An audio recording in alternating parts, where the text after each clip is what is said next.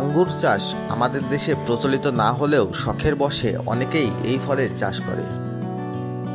ছোট থেকে বৃদ্ধ প্রায় সকলের কাছেই প্রিয় এই ফলটির বাণিজ্যিকভাবে চাষ করেছেন চুয়াডাঙ্গা জেলার জীবননগর উপজেলার হাসাদহ এলাকার কৃষক আশরাফুল ইসলাম। এবছর ৩.৫ বিঘা জমিতে প্রায় ৭০০ আঙ্গুর গাছে চারা রোপণ করেছেন তিনি। সবুজ লতাপাতার ফাঁকে মাচার নিচে থোকায় থোকায় ঝুলছে আঙ্গুর। যত্ন আর ভালোবাসার ছোঁয়ায় বেড়ে ওঠা এই আঙ্গুর খেতেও বেশ সুস্বাদু।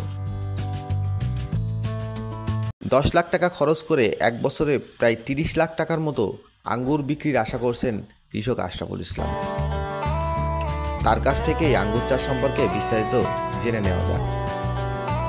আমার নাম মোহাম্মদ আশরাফুল ইসলাম। এটা আমি এটার বাংলাদেশ গভর্নমেন্টের দেওয়া কোনো নাম নাই, এজন্য আমি এটা নাম বলতে অত ইচ্ছুক না। লাল আঙুর বলতে আমি সবচেয়ে স্বাচ্ছন্দ্য বোধ করি, তবে এটাকে অনেকে বাইকুনুর অথবা একলো নামে অভিহিত করেছে। আমি টোটাল ৩.৫ বিঘা জমিতে আঙুর চাষ করেছি। আমার এখানে ৭০০ প্লাস গাছ আছে। আঙুর চাষ আসলে আঙুর চাষ একটা স্বপ্ন।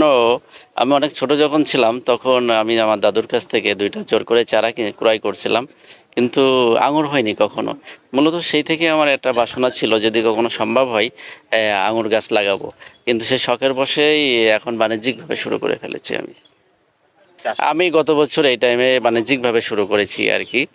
আপনারা দেখতেছেন কি পরিমাণে বিয়ারিং হয়েছে আমার গাছে, প্রচুর ফল এসেছে। এমন কোনো জায়গা নাই সেখানে ফল নাই। এই প্রতিটা এর একটা আপনি জিনিস লক্ষ্য করবেন, দেখেন এই একটা মেন ডাল, যতগুলো ব্রাঞ্চ বাইর হয়েছে প্রতিটা ব্রাঞ্চে ফল, প্রতিটা ব্রাঞ্চে। এই যে এই ঝোপাটা প্রায় ৫০০ গ্রাম ওজন হবে। অনেকে বলে থাকে যে আঙুর একবারে পাকে না, কখনোই একবারে পাকে না, কথাটা সঠিক না। এই দেখেন, প্রথমত একটা পাকে, তারপর আস্তে আস্তে সমস্ত ছড়াটা লাল হয়ে যায়। একটু ওয়েট করলে সমস্ত ছড়াটা প্রাকৃতিকভাবে এটা লাল হয়ে যায়। এখানে এক্সট্রা কোনো কিছু রং করার জন্য প্লাস মিষ্টি করার জন্য কোনো কিছু কেমিক্যাল ইউজ করা হয়নি। আমি অনলাইনে দেখেছি, অনলাইন যেহেতু আমরা এই যুগেরই মানুষ, অনলাইনে দেখেছি যে আঙুর চাষ বাংলাদেশের ছাদ কৃষি, প্রথম ছাদ কৃষি থেকে এসেছে। ছাদ কৃষিতে যেহেতু হচ্ছে তাহলে এটা মাটিতেও হবে, সেই ধারণা থেকে আসলে আসা আর কি। আপনার বিঘাপতি এখন যদি কেউ আঙুর চাষ করতে চান, বিঘাপতি অনলি 2 লাখ টাকার ভিতরে প্রোডাকশন পর্যন্ত এভরিথিং খরচ হয়ে যাবে ইনশাল্লাহ। এই কোন ধরনের মাটিতে এগুলো হয়? বাংলাদেশের যে কোনো প্রান্তে, বাংলাদেশের যে কোনো মাটিতে আঙুর চাষ সম্ভব। শুধু পানি নিষ্কাশনের ব্যবস্থা যদি থাকে তাহলে আঙুর চাষ সম্ভব বলে আমি মনে করি।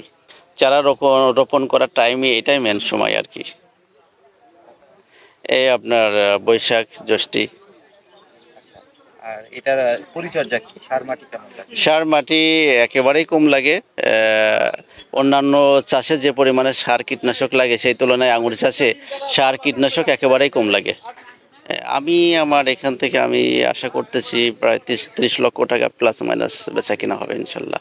খরচ সব মিলিয়ে আমার খরচ একটু বেশি হয়েছে, সেক্ষেত্রে ১০ লাখ মতো খরচ হয়েছে। আমি এখনও যেটা জানছি 1 বছরে প্রোডাকশন আসতেছে আমার। এটা আমার মতোই করতে হবে, এর কোনো নাই। আপনি এই মাচাগুলো আপনি আপনার মনের মতো করতে পারেন। মাচাটা এই ডালগুলো যেন মাচার উপরে থাকে, আঙুরগুলো নিচে ঝুলবে। আমি গত ফ্রাইডে থেকে আঙুর হারভেস্ট এবং চারা বিক্রয় করা শুরু করছি। এর আগে আমি চারা বিক্রি এবং আঙুরও বিক্রি করিনি। আমার একটা ছিল যদি আমার আঙুর মিষ্টি হয় তাহলে আমি আঙুর বীজ বিক্রি করব এবং চারাও বিক্রি করব। আর যদি আঙুর মিষ্টি না হয় তাহলে আমি আমার গাছ সহকারে যে সমস্ত চারাগুলো করছি এগুলো আমি পুড়াই ফেলবো। আমি যতটুকু জানি আমি চেষ্টা করব মানুষকে জানানোর জন্য। আমার ইচ্ছা হচ্ছে বাংলাদেশে আমরা প্রায় ৩,০০০ কোটি টাকার প্লাস আমরা কি আঙুর আমদানি করে থাকি। আমার ইচ্ছা এই ঘাটতি যেন একদিন পূরণ হয়, এই টাকাটা দেশের বাইরে যেন না যায়।